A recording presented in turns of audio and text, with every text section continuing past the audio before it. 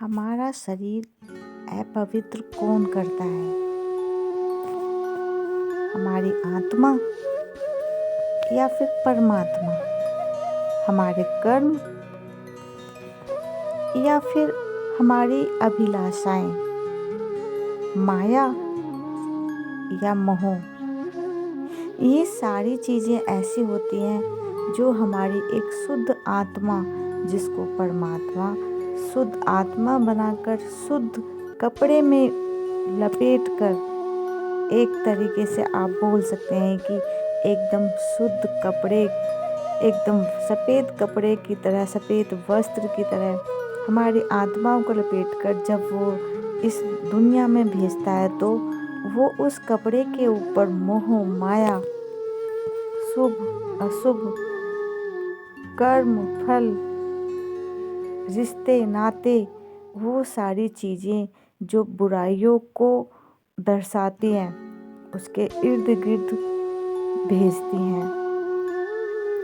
वो जब सारी चीज़ें हमारे इर्द गिर्द घूमती रहती हैं, हमारे आसपास घूमती रहती हैं, जैसे जैसे हम इस दुनिया में कदम रखते हैं, जैसे जैसे हम माँ के गर्भ से बाहर आते हैं, वैसे वैसे हम उन चीज़ों में उलझते हुए चले जाते हैं।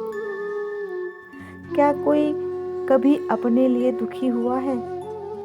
हमारा अपना दुख ही दूसरों का दिया हुआ दुख होता है। हमको कोई बहुत प्रिय है तो उसको कोई भी कष्ट होता है तो हम दुखी। कोई हमारा बहुत प्रिय चीज़ है, वो हमसे दूर हो जाती है तो हम दुखी। अगर देखिए, हम किसी मार्केट में गए हैं, किसी बाजार में जाते हैं, वहाँ पर अच्छी बुरी दोनों चीज़ें होती हैं, लेकिन क्या बाजार में जो वो दुकान वाले होते हैं वो हमको ज़बरदस्ती कोई चीज़ देते हैं कि आप ये चीज़ लेकर ही जाइए? जब हमको वो चीज़ पसंद ही नहीं है तो हम वो चीज़ लेके क्यों आएंगे? इसी प्रकार जब भगवान ने हमें अच्छी चीज़ों के साथ और बुरी चीज़ों के साथ, दोनों के साथ भेजा है, तो हम दुनिया में आके अपनी चलाने लगते हैं, अपनी मर्जी से काम करते हैं। हमारे मन को जो अच्छा लगता है हम वो लेते हैं। भगवान जो बोलता है, परमात्मा जो बोलता है कि ये चीज़ तुम्हारे लिए अच्छी है, हम वो चीज़ को लेते ही नहीं है, उस चीज़ को हम ग्रहण करते ही नहीं है। परमात्मा कहते हैं कि अगर तुम नीचे जाकर, इस दुनिया में जाकर, जहाँ पर तुम्हें गृहस्थ आश्रम का पालन करते हुए अपने सारे जितने भी आपके फर्ज होते हैं, जितने भी आपके, कह सकते हो, आपकी अभिलाषाएं होती हैं, उनको पूर्ण करते हुए अगर आप आध्यात्मिक रूप से भी जुड़ें तो, लेकिन हम ऐसा नहीं करते हैं।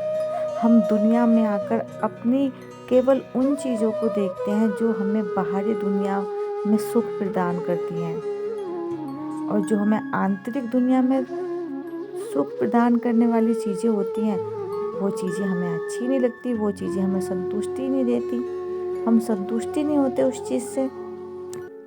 इसलिए बाहरी दुनिया के सुखों को भी करना जितना ज़रूरी है, उससे अधिक ज़्यादा ज़रूरी है कि आप आंतरिक सुखों को भी ग्रहण करें। आंतरिक सुख क्या होता है? ध्यान, भजन। आप कम से कम 30 मिनट का ध्यान राधा राधा जप कर तो देखिए, आपको दुनिया की सारी खुशियाँ मिल जाएंगी। राधे